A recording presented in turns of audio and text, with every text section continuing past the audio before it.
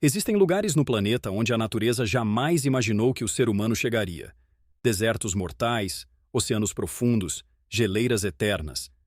Mas nós não apenas chegamos lá. Nós construímos cidades, aeroportos, túneis gigantescos e até ilhas artificiais. Hoje você vai conhecer as 10 construções mais insanas já erguidas pela humanidade em lugares onde simplesmente não deveríamos existir. Prepare-se, porque o que você vai ver desafia qualquer lógica.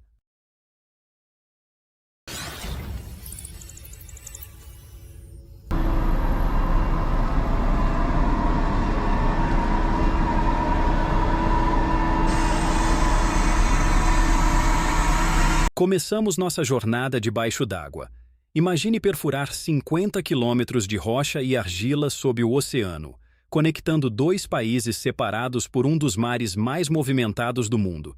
Isso é o Túnel do Canal da Mancha, conhecido como Eurotúnel. Inaugurado em 1994, ele liga o Reino Unido à França a mais de 100 metros abaixo do nível do mar. Durante a construção, 11 máquinas gigantescas chamadas tuneladoras escavaram simultaneamente de ambos os lados. O desafio?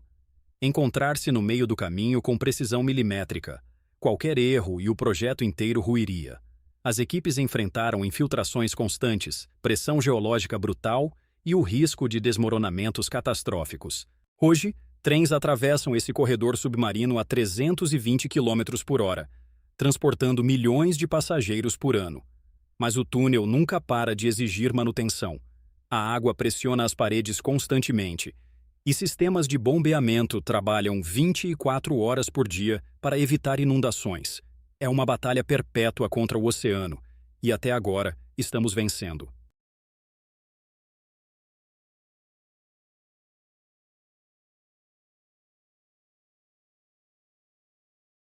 Agora viajamos para o meio do deserto de Nevada, onde uma das cidades mais famosas do mundo não deveria existir. Las Vegas recebe 42 milhões de visitantes por ano, em um lugar onde a temperatura passa dos 45 graus no verão e chove apenas 10 centímetros por ano. Como isso é possível? A resposta está a 50 quilômetros de distância. A represa Hoover. Construída nos anos 30 durante a Grande Depressão, ela domou o Rio Colorado e criou o Lago Mead, a maior reserva de água dos Estados Unidos. Esse lago alimenta Las Vegas, fornecendo 90% da água da cidade. Mas há um problema gigantesco. O Lago Mead está secando. Desde o ano 2000, o nível da água caiu mais de 45 metros. As marcas nas rochas ao redor do lago mostram onde a água já esteve, criando um visual apocalíptico. Las Vegas está literalmente bebendo sua própria sobrevivência. A cidade já implementou racionamento severo, recicla quase toda a água usada e até proibiu gramados ornamentais. Mas especialistas alertam: se a seca continuar, Las Vegas pode se tornar inabitável em poucas décadas. Uma cidade bilionária construída sobre uma miragem que pode desaparecer. A próxima construção nos leva ao topo do mundo. A ferrovia Qinghai-Tibete, na China, é a linha férrea mais alta do planeta, alcançando 5.074 metros acima do nível do mar. Para ter ideia, isso é mais alto que o campo base do Monte Everest. Construir uma ferrovia nessa altitude foi considerado impossível por décadas. O ar tem 40% menos oxigênio, fazendo com que trabalhadores precisassem de máscaras de oxigênio apenas para não desmaiar. Mas o verdadeiro inimigo era o permafrost, o solo permanentemente congelado que cobre 80% da rota. O problema? Quando você coloca trilhos e trens pesados sobre permafrost, o calor gerado derrete o gelo e o solo literalmente afunda. Os engenheiros chineses criaram uma solução engenhosa. Elevaram os trilhos sobre pilares especiais que permitem a circulação de ar gelado por baixo, mantendo o permafrost congelado. Além disso, instalaram tubos de refrigeração que extraem calor do solo. 55 quilômetros de túneis e túneis de ventilação garantem que a estrutura não desestabilize. Hoje, os trens levam passageiros de Pequim até Lhasa, no Tibete, em 48 horas. Mas dentro dos vagões, cilindros de oxigênio estão sempre disponíveis. Muitos passageiros sofrem mal de altitude severo, mesmo viajando sentados. É uma conquista técnica monumental, mas que cobra seu preço de quem ousa cruzá-la.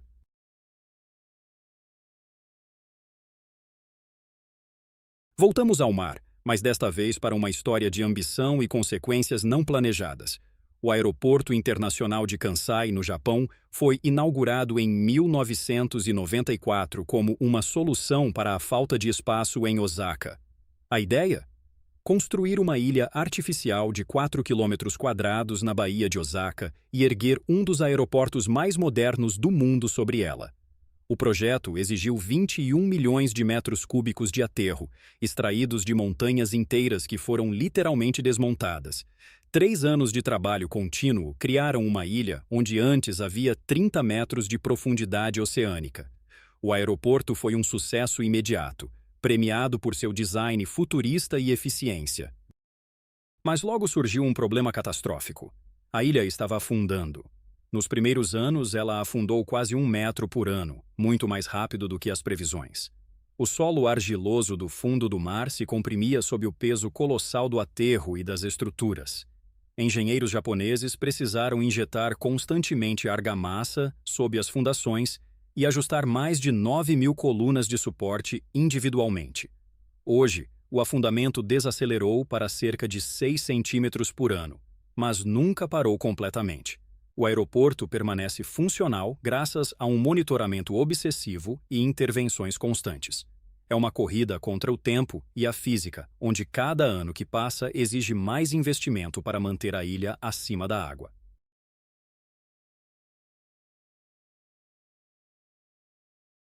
Agora viajamos para um dos lugares mais extremos e isolados do planeta, o Ártico. Longyearbyen é a capital administrativa de Svalbard, um arquipélago norueguês localizado a apenas 1.300 quilômetros do Polo Norte. É uma das comunidades permanentes mais ao norte da Terra, onde cerca de 2.000 pessoas vivem em condições que desafiam toda a lógica de habitação humana. Durante 4 meses por ano, o sol nunca nasce. Outros 4 meses, ele nunca se põe. As temperaturas podem cair para 40 graus negativos, e o solo é permafrost puro, congelado a profundidades de centenas de metros. Construir sobre permafrost é um pesadelo. O calor de edifícios aquecidos derrete o gelo abaixo, causando afundamentos e rachaduras estruturais. Por isso, todas as construções ficam sobre pilares de madeira que elevam os prédios do solo, permitindo que o vento gelado circule por baixo e mantenha o permafrost congelado. Mas o maior desafio não é construir, é sobreviver. Longyearbyen possui leis únicas no mundo. É proibido morrer lá. Não é piada. Devido ao permafrost, corpos não se decompõem e precisam ser transportados para o continente. Também é obrigatório carregar rifles ao sair da cidade por causa dos ursos polares, que superam em número os humanos na região. E há outro detalhe fascinante. Longyearbyen abriga o Global Seed Vault, o cofre de sementes mais importante do mundo, escavado profundamente no permafrost para preservar a diversidade agrícola da humanidade em caso de catástrofe global. É literalmente o seguro de vida da agricultura mundial guardado no lugar mais inóspito possível.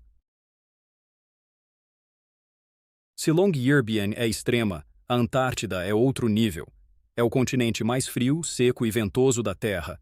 Temperaturas já chegaram a 89 graus negativos, ventos ultrapassam 300 km por hora e não há nenhuma população nativa.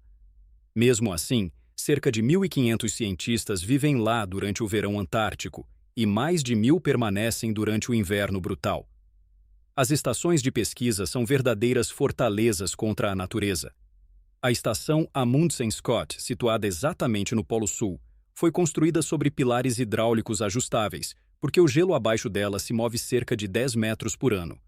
Se a estação fosse fixada diretamente ao gelo, seria lentamente esmagada e enterrada. Outras bases, como a McMurdo, a maior da Antártida, funcionam como pequenas cidades com geradores próprios, estufas hidropônicas para cultivar alimentos frescos e até sistemas de dessalinização para produzir água potável derretendo gelo. Mas durante o inverno antártico, essas estações ficam completamente isoladas. Nenhum avião pode pousar, nenhum navio pode atravessar o gelo marinho. Se alguém adoece gravemente, não há resgate possível por meses. Em 1999, uma médica americana na estação Amundsen Scott descobriu um câncer de mama durante o inverno antártico. Ela precisou diagnosticar e tratar a si mesma, fazendo biópsias e aplicando quimioterapia enviada por lançamento aéreo. Sobreviveu, mas sua história mostra o nível de isolamento e perigo que essas bases enfrentam. Voltamos a Dubai, desta vez para um dos projetos mais audaciosos e controversos já concebidos: The World Islands. Imagine criar 300 ilhas artificiais dispostas no formato do mapa-mundi, cada uma representando um país ou continente. Foi exatamente isso que Dubai tentou fazer. Entre 2002 e 2008, dragas gigantes retiraram 320 milhões de metros cúbicos de areia do fundo do Golfo Pérsico, moldando ilhas que poderiam ser vistas do espaço. O plano era vender cada ilha para investidores bilionários que construiriam mansões, resorts e propriedades exclusivas. Algumas foram vendidas por dezenas de milhões de dólares. Mas então veio a crise financeira de 2008. O projeto congelou. Hoje a maioria das ilhas está completamente abandonada. Pior, muitas estão afundando. Sem vegetação ou estruturas permanentes para estabilizar a areia, as correntes oceânicas estão lentamente erodindo e redistribuindo o material. Algumas ilhas já perderam metade de sua área original. Ambientalistas alertaram desde o início que o projeto destruiria ecossistemas marinhos, alteraria padrões de correntes e causaria erosão costeira. Dubai ignorou. Agora, The World Islands é considerado um dos maiores fracassos da engenharia de prestígio, um monumento à arrogância e ao excesso dos anos 2000. Um mapa-mundi que está literalmente desaparecendo de volta para o oceano. Mas nem tudo em Dubai é fracasso. A Palm Jumeirah, outra ilha artificial, dessa vez em formato de palmeira, é um sucesso relativo. Inaugurada em 2006, ela adicionou 78 quilômetros de nova linha costeira a Dubai, abrigando hotéis de luxo, mansões e o icônico Hotel Atlantis The Palm. Construir uma palmeira no oceano exigiu 94 milhões de metros cúbicos de areia e 7 milhões de toneladas de rocha. Dragas trabalharam 24 horas por dia durante anos, posicionando a areia com precisão de GPS. Para proteger a estrutura das ondas, foi construído um quebra-mar de 11 quilômetros ao redor da ilha. Mas a Palm Jumeirah enfrenta problemas. A água entre os galhos da palmeira não circula adequadamente, causando estagnação e proliferação de algas. Residentes reclamam de odores e qualidade da água ruim. Além disso, a ilha alterou as correntes costeiras, causando erosão severa nas praias vizinhas de Jumeirah Beach. Dubai agora precisa importar areia constantemente para recompor essas praias, criando um ciclo de intervenção sem fim. E há uma ironia cruel. Para construir ilhas de areia, Dubai importou areia da Austrália. Por quê?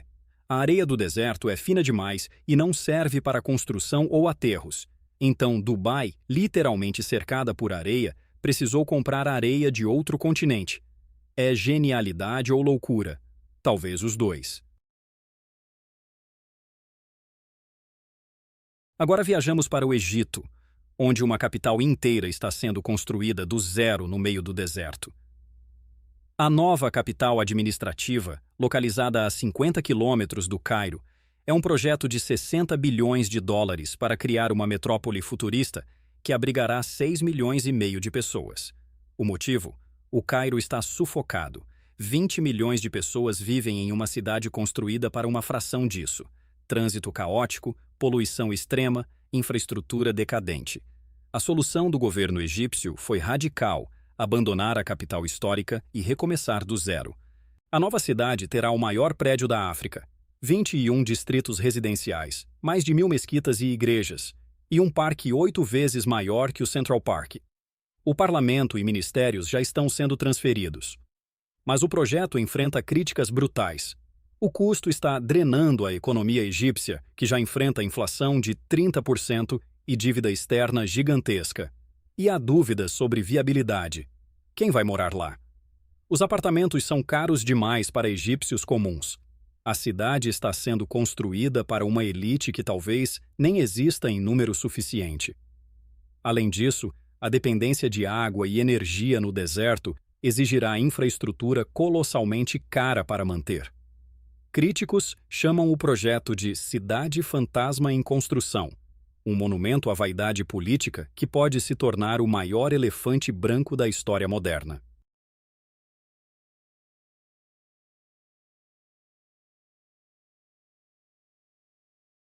E chegamos ao projeto mais insano de todos, Neom, uma mega-cidade futurista de 500 bilhões de dólares sendo construída no deserto da Arábia Saudita, com promessas que parecem ficção científica. O carro-chefe é The Line, uma cidade linear de 170 quilômetros de comprimento, 200 metros de largura e 500 metros de altura, onde 9 milhões de pessoas viverão sem carros, sem estradas, com energia 100% renovável. Parece impossível? É. Especialistas em urbanismo chamam o projeto de delirante. Uma cidade linear viola todos os princípios de planejamento urbano eficiente. Deslocamentos seriam gigantescos, logística seria um pesadelo, e a concentração de pessoas em uma estrutura tão estreita criaria problemas de ventilação, sombra permanente e isolamento social. Além disso, Neom inclui planos para Trojena, um resort de esqui com neve artificial no deserto, e Oxagon, um complexo industrial flutuante no Mar Vermelho. O cronograma original prometia a conclusão para 2030, mas quase nada saiu do papel. Relatórios indicam que trabalhadores estão morrendo em condições precárias, comunidades beduínas foram expulsas à força, e o projeto real está sendo silenciosamente reduzido.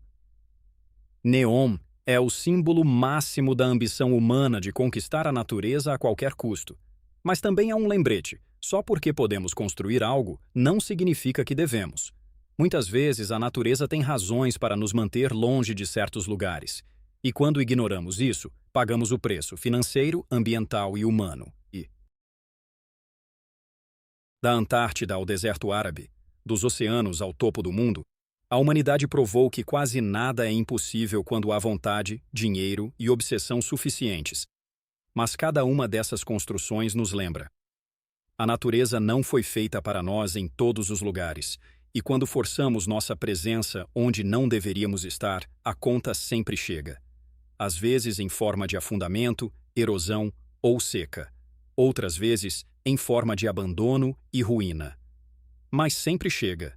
Se você gostou desse mergulho pelos lugares mais insanos onde a humanidade ousou construir, deixe seu like, se inscreva no canal e me conte nos comentários. Qual dessas construções te impressionou mais? Até a próxima!